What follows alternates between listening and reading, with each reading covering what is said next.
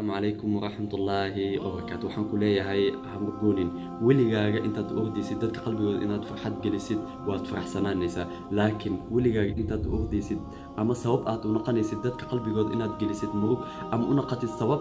adigana rabbi caza wajal wuxuu kuu sallitayaa wax ku murug geliya kama tudiinu tudaan hal jazaa'u lixsaani ila lixsaan kama adiga saa jeceshahay in lagu dhaqmo dadka ula dhaqan wax aad nacban tahay dadka ula dhaqmin nacam axab alacmaal ila allah rabbi caza wajal acmaash uu jecel yahay waa qalbi dadka aad farxad gelisid dadka farxad hadaad jeceshahay dadka qalbigoodana farxad geli adigana la jeclaa dadka kale khubarada caafimaadka waxay dhahaan waa wax ugu fudud qofka farxad uu ku helayo dadka qalbigooda farxad inuu la qaybsado dadka